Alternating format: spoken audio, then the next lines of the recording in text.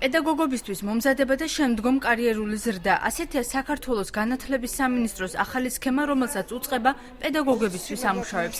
გადამზადების ახალი კონცეფციით მასწავლებლის კვალიფიკაცია მენტორის დონეს უნდა გაუტოლდეს. იქნება გამიჩნული კატეგორიები, როგორი უნდა იყოს მომზადებული პედაგოგი, იმისათვის რომ ის შევიდეს პროფესიაში.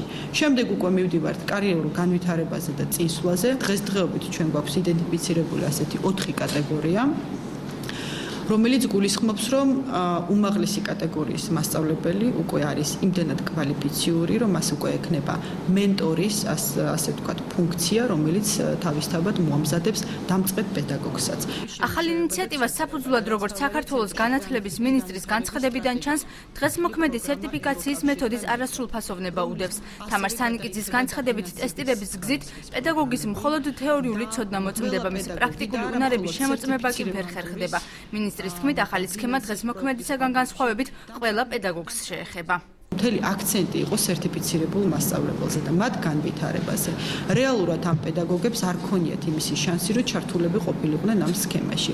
ტესტის შეფასება, ერთი რომ მიუღებელია და არაადეკვატურია, მეორე არაფრის მომცემი არ არის. რეალურად ამოწმებს რაღაც კონკრეტულ კომპეტენციებს და ის დიდი ნაწილი, პრაქტიკული ნაწილი და კიდევ სხვა კუთხით შეფასება, რომელიც სჭირდება პედაგოგს, არ ხორციელდებოდა. ინიციატივის ირგვლივ ბათუმის განათლების რესურს ცენტრშიც ისაუბრეს. გოჩა დავითაძე აცხადებს, რომ ვიდრე პედაგოგთა შეფასება დაიწყება, პროფესიული გადამზადებაა საჭირო, რაშიც მათ მასწავლებელთა სახლებიც დაეხმარება.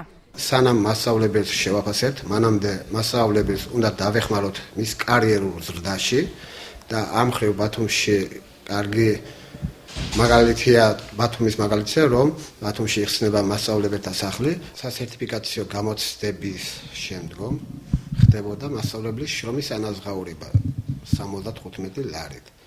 ამ შემთხვევაშიც იმ მასწავლებლების, რომლებიც გაევლიან ამ ყველა პროცედურას, შესაბამისად მოხდება მათი დახალისება ხელფასის მხრივ.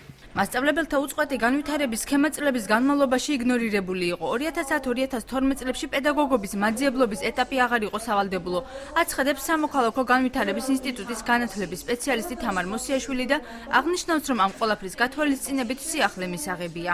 თუ სახელმწიფო გეგმავს, რომ განსაკუთრებული აქცენტი გააკეთოს და ყურადღება მიაქციოს სქემას, მასწავლებელთა პროფესიული განვითარების სქემას, ესეც არის დადებითი, რადგან მასწავლებლის ეფექტურობა ძირითადად განისაზღვრება სასწავლო პროცესში და ეს მიდგომაც დღემდე იყო უარყოფილი. სპეციალისტები ასევე აღნიშნავენ, რომ ახალი ინიციატივის დადებითი მხარეების მიუხედავად, მასწავლებელთა შეფასების ახალმა სქემამ სერტიფიცირებული მასწავლებლების ხელოვნური ზრდა ან მათი უმუშევრობა არ უნდა გამოიწვიოს.